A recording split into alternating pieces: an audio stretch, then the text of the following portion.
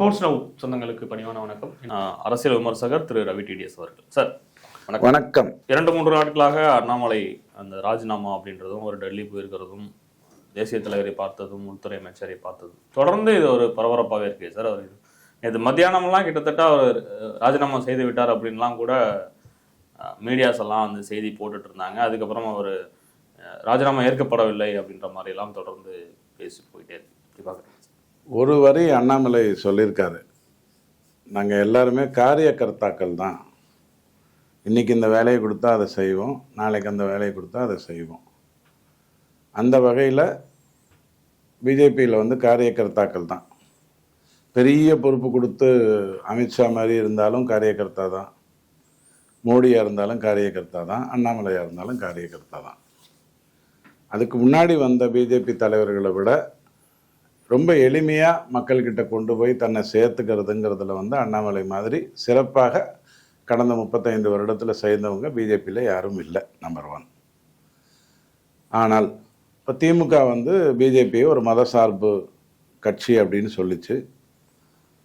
BJP தமிழ்நாட்டுக்குள்ளே வந்தால் அது ஒரு மத்திய பிரதேசாவோ, சத்தீஸ்கராவோ, மகாராஷ்டிராவாவோ, ஒடிசாவாகவோ மாறிடுங்கிற பயம் திமுகவுக்கு இருந்தது. பயங்கிறது அவங்க பாஷையில், திருடங்களுக்கு போலீஸ் ஸ்ட்ராங்காக வந்தால் திருடங்களுக்கு பிரச்சனை அப்படிங்கிற அடிப்படையில் எல்லா விதமான வேலைகளையும் அது பண்ணிச்சு. அதிலேருந்து ஒரு வரி கம்மியாக நீங்கள் யோசிச்சிங்கன்னா, அண்ணாமலையும் இப்போ என்ன சொல்கிறாரு, பிஜேபியில் இருந்தால் செக்யூலர் ஓட்ஸு வராது. ராஜீவ்காந்தி சொன்னது, ராகுல் காந்தி சொல்கிறது, கருணாநிதி ஐயா சொல்கிறது, கருணாநிதி ஐயா சொல்லலை ஆனால் கடைசி காலத்தில் ஸ்டாலின் ஐயா தொடர்ந்து சொன்னதை அண்ணாமலை ஐயாவும் உங்ககிட்ட சொல்கிறார். பிஜேபி என்றால் அங்கே பிஜேபிக்குள்ளே இருந்தால் என்னால் மதசார்பற்றவன் அப்படின்னு உலகத்துக்கு புரிய வைக்க முடியாது. இந்த விமர்சனத்தை மட்டும் எடுத்துக்கிட்டு அப்படியே தூக்கி ஒரு வாரமாக வச்சுருங்க. அண்ணாமலை ஐயா ஒரு இயக்கம் தொடங்கணும், அந்த இயக்கத்தில் நிறைய பேரை கொண்டு வரணும். இன்றைக்கி பிஜேபியில் கிட்டத்தட்ட 69 காரியகர்த்தாக்கள் இருக்காங்க, 69,000 காரியகர்த்தாக்கள் இருக்கிறாங்க. அப்படின்னா அதில் ரொம்ப தெளிவாக செயல்படக்கூடிய கிட்டத்தட்ட 40,000 காரியகர்த்தாக்கள் உடனடியாக அண்ணாமலை ஐயாவோட அந்த இயக்கத்தில் இணையிறதுல எந்த பிரச்சனையும் இல்லை. ஒப்பீட்டளவில் நியாயம் இல்லைன்னாலும் ஒரு தீக்கா மாதிரியான ஒரு அமைப்பு அண்ணாமலை ஐயாவால் உருவாக்க முடியும். நேர்மையாக திமுகவுடைய கொள்கைகளை பயன்படுத்திக்கிட்டு செயல்பட்டு கொண்டு வந்த தீகா, அதுக்கப்புறம் அது மருவி ரொம்ப டைல்யூட் ஆகி ஈவே ராமசாமி ஐயாக்கு அப்புறம் அது மருவி ரொம்ப டைல்யூட் ஆகி வேற ரமத்துக்கு வந்துருச்சு, உதயநிதி லெவலுக்கு வந்துருச்சு. அதே மாதிரி இவரும் அதாவது ஆர்எஸ்எஸ் இல்லை, ஆர்எஸ்எஸ் மதவாத கட்சி, மதவாத இயக்கம். ஆனால் அண்ணாமலை ஐயாவுடைய இயக்கம் மதவாத இயக்கம் இல்லை. இதை நீங்கள் முதல்ல ஏற்றுக்கிடணும். விமர்சனமாக இல்லை, வேற வழி இல்லாமல் நீங்கள் ஏற்றுக்கிடணும். அவ்வளோதான், மேட்டர் முடிஞ்சு. தீக்கால எப்படி பிராமணர்கள் உள்ள வரக்கூடாதுன்னு சட்டம் இருக்கோ, அந்த மாதிரி பிஜேபியிலையும் பிராமணர்கள் உள்ள வரக்கூடாதுங்கிற ஒரு அமைப்பு இருக்கும்னா அதுவும் அண்ணாமலை ஐயாவுடைய. பிராமண எதிர்ப்பு கையில் எடுக்கிறாரு சார். இது பாருங்க, நான் அவரை பொறுத்த வரைக்கும் ஒரு மனிதனை அவனுடைய பிறப்பை வைத்து பார்க்கக்கூடியவர் இல்லை, அதில் எனக்கு எந்த மாற்று கருத்தும் இல்லை. ஆனால் பிறப்பினுடைய சாயங்கள் இருக்கும்னு நம்பக்கூடிய அளவில் அவர் இருந்தார், செயல்பட்டார். பிராமணர்கள்ங்கிறது ஒரு பெரிய விஷயம் கிடையாது, அது ஒரு 3%. எங்கள் ஐயா சொல்கிற மாதிரி பிராமணர்களே உலகத்தில் இல்லை, அதான் உண்மையான ஒரு பிரச்சனை. ஒரு பிராமணனுக்கான சத்துவ குணத்தோடு எத்தனை பேரோ இல்லை. ஸோ கீவீரமணி ஐயா மாதிரி ஒரு கீவீரமணி ஐயாவுக்கு ஒரு ரீப்ளேஸ்மெண்ட் வேணும். சாணக்கியா ரங்கராஜ் பாண்டே மாதிரி ஜேர்னலிஸ்ட் அவர் உருவாக்கின மாதிரி உருவாக்குவதற்கு ஒரு இயக்கம் வேண்டும். சைதை துரைசாமி மாதிரி ஐஏஎஸ் உருவாக்கக்கூடிய, அகாடமி உருவாக்கக்கூடிய மாதிரி ஒரு இயக்கம் வேணும். சொல்லப்போனால் இது ஒரு யூனிவர்சிட்டியில் வரக்கூடிய ஒரு நல்ல காலேஜ். அதுதான் அவருடைய எண்ணமாக இருந்திருக்கு. கண்டிப்பாக நல்லவங்களை தான் உருவாக்குவார், கெட்டவங்களை திருத்துவார், தடுமாறுகின்றவர்களுக்கு நேர்வழி காட்டுவார். அதில் எந்த ஒரு குழப்பமும் இல்லை. ஆனால் இவங்க எல்லாரும் பிஜேபிக்கு ஒட்டின அந்த மதசார்பு அப்படிங்கிற ஸ்டிக்கரை இப்போதைக்கு யாரும் பிக்க போகிறதில்ல. இப்போ பிஜேபி என்ன பண்ணணும்னா, இல்லை நாங்கள் வந்து மதவாதிகள் இல்லை, ஐயுஎம்எல் இல்லை, ஸ்டாலின் இல்லை, சனாதனத்தை ஒழிப்போம்னு சொன்ன உதயநிதி இல்லை அப்படிங்கிறத அது ப்ரூவ் பண்ணிக்கணும். அந்த ஆலமரம் தன்னுடைய வேலையை செய்யணும். அண்ணாமலையை பொறுத்த வரைக்கும் தமிழகத்தில் அவர் ஒரு வேலையை செய்கிறாருன்னு சொன்னால், அது என் தமிழ் என் மண் என் மக்களாக இருக்கட்டும், அல்லது அந்த உங்களில் ஒருவன் ஒரு புத்தகம் இருக்கும் தினமலரில், டைம் கிடைக்கும் போது படிங்க, ஒரு 300-400 பக்கத்துக்குள்ளே தான் இருக்கும். அதில் அவர் நிறைய விஷயங்களை சொல்லியிருக்காரு. அதையெல்லாம் படித்தா கண்டிப்பாக இளைஞர்கள் நல்லா தான் வருவாங்க, அதில் எந்த மாற்று கருத்தும் இல்லை. அவங்க ஒரு குறிப்பிட்ட மதத்தை சார்ந்த கிறித்துவ மதத்தை சார்ந்தவர்களாக இருக்கணுங்கிற அவசியம் இல்லை, அல்லது ஈவே ராமசாமியை போற்றுகின்ற தீகா நண்பர்களாக இருக்கணுங்கிற அவசியம் இல்லை. அவங்க பொதுவாக ஒரு விஷயத்தை பார்க்கக்கூடிய அளவில் வளருவாங்க, இதில் எந்த குழப்பமும் இல்லை. ஏன் இந்த மாதிரியே சொல்கிற, அண்ணாமலையை விமர்சிக்கிறியா அப்படின்னு கேட்டால், என்னுடைய வருத்தம் என்னன்னா, ஒரு மிகப்பெரிய யூனிவர்சிட்டியில் இருந்துட்டு சாதிக்க முடியாததை தனி ஒரு நபராக மோடி ரசிகராக அவர் சாதிக்க போகிறாருன்னு சொன்னால், மோடி ரசிகர்கள் நற்பணி மன்றம் அப்படிங்கிற மாதிரி அதை கொண்டு போகிறது சரியாக வந்துடும். இது என்னுடைய வருத்தம். ஆனால் இன்னைக்கு அண்ணாமலை ஏதாவது ஒரு ஸ்டெப் எடுக்காமல் இருந்தால், இந்த பிஜேபியில் இருக்கக்கூடிய வெத்து வேட்டுக்கள் 1000 பேர் இருக்காங்க. இந்த வெத்து வேட்டுக்களை வச்சுக்கிட்டு பிஜேபியால் சத்தியமாக உருப்படவே முடியாது. தமிழகத்தை பொறுத்த வரைக்கும் வெஸ்ட் பெங்காலையே பிஜேபி வெற்றி பெற்றிருக்கு. வெஸ்ட் பெங்கால் வெற்றியை நீங்கள் ஏதோ மமதாவுக்கு எதிராக நடந்த ஒரு வெற்றியாக பார்க்காதீங்க.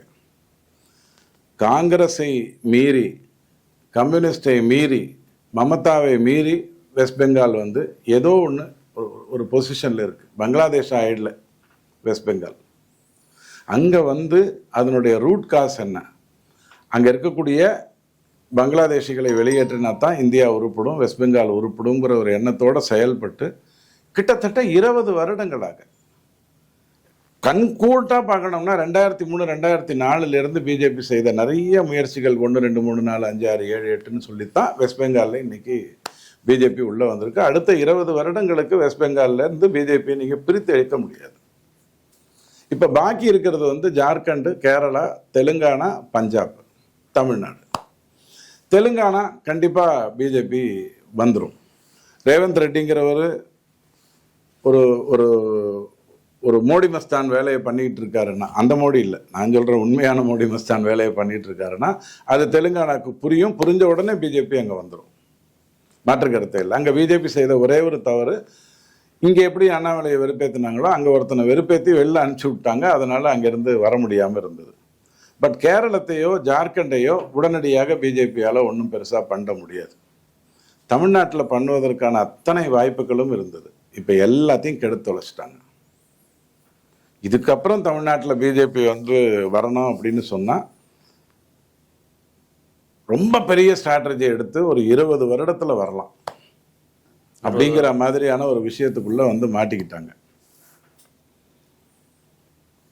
கேரளத்தில் வரணும் அப்படின்னு சொன்னால் அது உண்மையிலே கஷ்டம். காரணம், கேரளம்ங்கிறது கிறித்துவ கேரளம், இஸ்லாத்தவர்கள் வளர்ந்து கொண்டே வருகின்ற கேரளம், இந்துக்களும் இருக்கின்ற கேரளம் அப்படிங்கிற ஒரு சூழ்நிலையிலிருந்து அவங்க வர வேண்டிய அவசியம் இருக்கு. தமிழ்நாட்டை பொறுத்த வரைக்கும் இப்போ டோட்டலாக ஸ்கொயர் 1க்கு வந்தாச்சு. அண்ணாமலையும் வெளியில் வந்து இயக்கம்னு சொல்லிட்டார். அண்ணாமலையும் பிஜேபி மத சார்புள்ள ஒரு கட்சி தான், நான் வெளில வந்தால் தான் அதிலேருந்து என்னை ஒத்துப்பாங்கங்கிற மாதிரி ஒரு பொசிஷனுக்குள்ளே அவர் வந்துட்டார். இதோட நான் அதை முடிச்சுக்கிறேன். இதுக்கப்புறம் என்ன ஆகும் அப்படின்னு கேட்டிங்க அப்படின்னு சொன்னால், திமுக எந்திரிக்கிறதுக்கு 20 வருஷம் ஆகும். இன்பநிதி தான் இனி முதலமைச்சர் ஆகிறதுக்கு வாய்ப்பு இருக்குது. உதயநிதி ஆவதற்கு சாத்தியங்களே இல்லை. உங்கள் தலையெழுத்து. அதாவதுங்க, 10 அவதாரத்தில் 3வது அவதாரத்திலே உலகம் திருந்திருக்கணும், 5வது அவதாரத்திலேயாவது உலகம் திருந்திருக்கணும். 10வது அவதாரம் வரைக்கும் உங்களுக்கு வந்ததுன்னா அது மாட்டுக்கு கலைகள் வந்து முளைச்சிக்கிட்டு தான் இருக்கும், எருக்கன் செடிகள் முளைச்சு கொண்டு தான் இருக்கும். அதை நீங்கள் ஒன்றும் பண்ண முடியாது. அப்போ திமுக அப்படிங்கிறது வந்து இனி எந்திரிக்கிறதுக்கு குறைந்தபட்சம் 20 வருடம் ஆகும் அப்படிங்கிறது என்னுடைய தாய்மையான வேண்டுகோள். அது எதனால் வந்தது அப்படின்னு கேட்டால், தேவையில்லாமல் விஜய் உசுப்பேத்தி விட்டதுனால வந்தது. உசுப்பேத்தி விட்டது உதயநிதி அப்படிங்கிறதோட அந்த மேட்டர் முடிஞ்சிச்சு.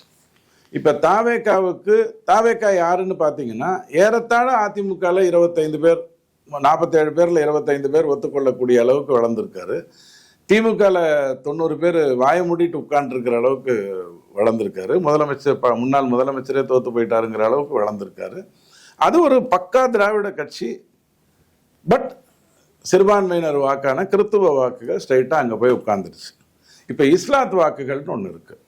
இப்போ நான் நல்ல விதமான அண்ணாமலை எப்படி அதை பார்க்குறாருங்கிற அந்த அபிப்பிராயத்துலேருந்து சொல்கிறேன். இஸ்லாத் சகோதரர்களில் கிட்டத்தட்ட 85% பேர் வந்து இந்தியர்களாகத்தான் வாழறாங்க. பல முறை சொல்லியிருக்கேன். அவங்களுக்கு இப்போ திமுக ஒரு வடிகால் இல்லை. IUML உடைய ஸ்டேட்மெண்ட் எடுத்து பார்த்தீங்கன்னா உங்களுக்கு தெளிவாக தெரியும். திமுக இனி இஸ்லாத்தவர்களுக்கு எதுவும் செய்ய போகிறது இல்லைங்கிறத இஸ்லாத்தவர்கள் உணர்ந்திருக்காங்க. அவங்க வரணும் அப்படின்னு சொன்னால் அவங்க கண்டிப்பாக அண்ணாமலையை தான் நம்பணும், அண்ணாமலையை தான் நம்புவாங்க. ஏன்னா அவங்களால விஜயை நம்ப முடியாது. ஆப்ஷன் என்னன்னா விஜய் இன்டு ஸோ அண்ணாமலை டிக்கு அப்படிங்கிற அடிப்படையில் தான் வருவாங்க. இன்னும் முழுசா திருந்திலாம் வந்துட்டாங்கன்னு நான் சொல்ல மாட்டேன். அப்போது தாவேகா வந்து கிறித்துவ அமைப்பு ப்ளஸ் திராவிடம், அண்ணாமலை இஸ்லாத் இந்துக்கள் அமைப்பு மைனஸ் திராவிடம் அப்படிங்கிற அடிப்படையில் உங்களுக்கு வந்து சேரும். ஸோ ஃபைட் வந்து நீங்கள் விஜய் என்னதான் விரும்பினாலும் திமுக தாங்க பெஸ்ட்டு, எனக்கும் திமுகன்னு சொன்னாதாங்க எனக்கு நல்லது அப்படின்னு சொல்லிக்கிட்டு தெரிஞ்சாலும் அவங்களுக்கு நேரடியாக வந்து நிற்க போகிறது அண்ணாமலை ஐயா தான். ஸோ அண்ணாமலை வர்சஸ் விஜய் அப்படிங்கிறது தான் களம் அமையும். இதை நான் ஒரு 20 நாளைக்கு முன்னாடி 30 நாளைக்கு முன்னாடி பேசும்போது தேசிய ஜனநாயக கூட்டி வாசஸ் விஜய் அப்படின்னு சொன்னேன். அது நடக்கலைங்கிறது இப்போ ஏறத்தாழ முடிவாகி போச்சு. அண்ணாமலை வெளில வந்துட்டார். வந்திருக்கலாமா வேண்டாமாங்கிறத பற்றி நான் பேச விரும்பல. பட் இன்னும் இவருக்கு இப்போ அண்ணாமலை எப்படி பார்ப்பாங்க? நல்லா பார்ப்பாங்க. பக்கத்து வீட்டுக்காரராக பார்ப்பாங்க, அறிவாளியாக பார்ப்பாங்க, சிந்தனைவாதியாக பார்ப்பாங்க, தேசியவாதியாக பார்ப்பாங்க, ஆன்மீகவாதியாக கூட கண்டிப்பாக பார்ப்பாங்க. விஜய் வாசஸ் அண்ணாமலை அப்படின்னு வரும். 2028 வரைக்கும் நீங்கள் விஜயை என்ன விமர்சித்தாலும் 5 பைசாக்கு பிரயோஜனம் இருக்காது. 29 அவருடைய நிலைமை ரொம்ப மோசமாக இருக்கும். அவர் சுதாகரிச்சுட்டு வரணும்னா உள்ளாட்சி தேர்தலில் வந்து உடனே நடத்தி இந்த 120 230 தான் என்னுடைய வாழ்க்கை அப்படிங்கிற மாதிரி இருந்தான்னா ஆதவ அர்ஜுனா கிட்ட இன்னொரு 4 பேரை கூப்பிட்டு வந்துரு, எப்படியாவது கூப்பிட்டு வாயேன் அப்படின்னு உட்காந்து கேட்டுட்டு இருக்கிறதுக்கு பதிலாக 1,50,000 2 லட்சம் பேர் உள்ளாட்சியில் தாவேகாவுக்கு வந்து தேர்ந்தெடுக்கப்பட்டு வந்தாங்க அப்படின்னு சொன்னால் அவரை இன்னொரு 15 வருஷத்துக்கு உங்களால் ஒன்றும் பண்ண முடியாது. அந்த கெஜ்ரிவால் ரேஞ்சுக்கு வளர்ந்துருவார். அப்போ ஆட்டோமேட்டிக்காக அண்ணாமலை அண்ட் விஜய் அப்படிங்கிற அடிப்படைக்குள்ளே தான் வரும். நீங்கள் ஒன்று கேட்கலாம், போன தேர்தலில் வந்து பிஜேபி தனியாக நின்றிருந்தால் விஜய் எந்த வாக்குகளை எல்லாம் அள்ளினாரோ அதை எல்லாமே பிஜேபிக்கு வந்திருக்கும். உண்மையிலேயே அந்த செட்டப் பண்ணதே அண்ணாமலை ஐயா தான். அவரால் தான் இளைஞர்களுக்கோ அல்லது 30க்கு கீழே இருக்கிறவங்களுக்கோ, ஏன் 40க்கு கீழே இருக்கிறவங்களுக்கோ, 70க்கு மேலே இருக்கிறவங்களுக்கோ அண்ணாமலை மேலே தான் நம்பிக்கை இருந்தது. வந்திருப்பாங்கன்னு நீங்கள் நினச்சிங்கன்னா எழுதி வச்சுக்கோங்க. இந்த தேர்தலில் மட்டும் பிஜேபி தனியாக நின்றுருந்ததுன்னா திமுக இன்னொரு 20 சீட்டு ஜாலியாக வெற்றி பெற்றிருக்கும். ஏன்னா வாக்குகள் பிரிஞ்சிருக்கும். தெரிஞ்சோ தெரியாமலோ 1,03,00,000 வாக்குகள் ஒரே இடத்துல ஒருங்கிணைஞ்சிருந்தது. எடப்பாடி வேணுமா வேண்டாமா, ஒரு வேஸ்டா தேஸ்டாங்கிறதெல்லாம் பற்றி தூக்கி போட்டுருங்க. இனி அதிமுகவை பற்றி நானோ நீங்களோ பேச வேண்டிய அவசியமே இல்லை. அதிமுகவை பற்றி பேச வைக்க வேண்டும்னா எடப்பாடி ஐயா தன்னுடைய செயல்திறனை பல விதத்தில் மாற்றிக்கிடணும். தேர்தல் போது போராட்டம் நடத்துறதோ 4000 இடத்துல போய் மீட்டிங் நடத்துறதோ அரசியல் இல்லை. டெய்லி உள்ளேயே உட்காந்துக்கிட்டு பண்ணால் தான் அது நடக்கும். எப்படி வந்து ஒரு ஊர்லேயும் 600 தேவாலயங்களும் 6000 ஜபக்கூடங்களும் விஜய்க்கு வேலை செஞ்சதோ அந்த மாதிரி ஒரு தொகுதியிலையும் அதிமுக வந்து வேலை செய்யணும். வாய்ப்புகள் இல்லை. சண்முகத்தையும் விஜயபாஸ்கரையும் வேலுமணியையும் வைத்துக்கொண்டு ரொம்ப கஷ்டம். இனி அவர் எந்திரிக்கிறதுங்கிறது வந்து ஏறத்தாழ ரொம்ப கஷ்டம். அதிமுக அதோட முடிஞ்சதுன்னு நான் சொல்லவே மாட்டேன். நீங்கள் எல்லாருமே என்னை விமர்சிக்கிறவங்க கூட எடப்பாடிக்கு முட்டு கொடுக்குறேன்னு விமர்சிப்பாங்க. எனக்கு சிரிப்பு தான் வரும். திமுக எவ்வளோ பெரிய தீய சக்திங்கிறது உங்களுக்கு விஜய் சொன்னதுக்கு அப்புறம் புரிய ஆரம்பிச்சது. எங்களுக்கு அண்ணாதுரை ஐயா காலத்திலேயே தெரியும் எவ்வளோ பெரிய தீய சக்தி அதுன்னு நல்லா தெரியும். அதுவும் அண்ணாதுரை ஐயா இன்னொரு 5 வருடம் இருந்திருந்தா வேற மாதிரி இருந்திருக்கும். அவர் இறந்துட்டாருன்னு உடனே முடிஞ்சிருச்சு. அது தீய சக்தியின் உச்சகட்டமாக வந்துருச்சு.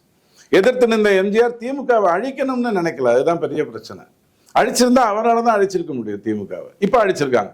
ரொம்ப வருஷம் கழிச்சு கிட்டத்தட்ட 13 பேர் பல லட்சம் கோடி சொத்து வச்சிருக்காங்க. அவங்களுடைய 3 ஜெனரேஷன் திமுகவில் வந்து வெளியில இருக்காங்க. திமுகவில் இருக்கக்கூடிய 13 குறுநில மன்னர்களுடைய 3வது ஜெனரேஷனுக்கு ஈவே ராமசாமின்னா என்னன்னு தெரியாது. 2வது ஜெனரேஷனுக்கு கருணாநிதி ஐயா செய்த தவறுகள் இன்னைக்கும் தெரியாது. தவறுகள் நடக்கலன்னு நினைச்சிட்டு தான் இருக்காங்க.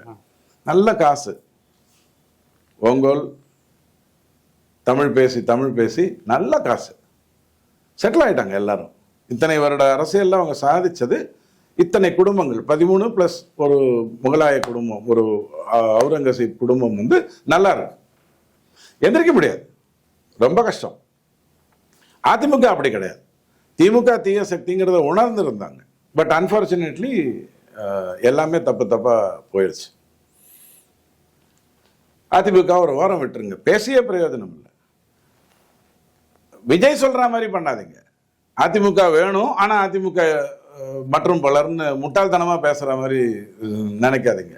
அது எந்திரிச்சு வரட்டும், அது மட்டும் போகட்டும். திமுக எந்திரிச்சு வர்றதுக்கு வாய்ப்பு இல்லை. ஸோ இப்போ conceptually it is only Vijay versus Annamalai அப்படிங்கிற அடிப்படைக்குள்ள வந்துடும். ஆன்மீகம் ஒழுங்கா இருக்கும், நேர்மையா இருக்கும், போலி நாஸ்திகம் முடிஞ்சு போயிடும். இதெல்லாம் நல்ல விஷயங்களா உங்களுக்கு முன்னாடி நடந்தது. ஸோ அண்ணாமலை ஐயா தன்னுடைய அமைப்பை, இயக்கத்தை, இந்த வார்த்தைகளெல்லாம் நான் பயன்படுத்துறதுக்கு எனக்கு அறிவோ திறமையோ அண்ணாமலை ஐயா மாதிரியான ஒரு பேராற்றலோ எனக்கு கிடையாது. இருந்தாலும் இந்த வார்த்தைகளை பயன்படுத்துகிறேன்.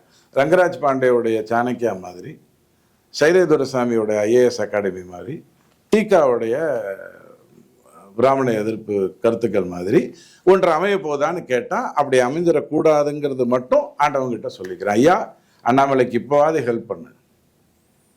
அவரை கரெக்டாக பெரிய அளவில் மக்களை ரெடி பண்ணுறதுக்கான ஏற்பாடை பண்ணு. அந்த எண் மக்களில் வந்த அந்த வேர்வையை திருப்பி அவர்கிட்ட எல்லாரும் கொடுக்குற மாதிரி பண்ணு. இவ்வளோதான் என்னால் சொல்ல முடியும். இவ்வளோ இணைந்து பல்வேறு கருத்துக்கள் பயந்து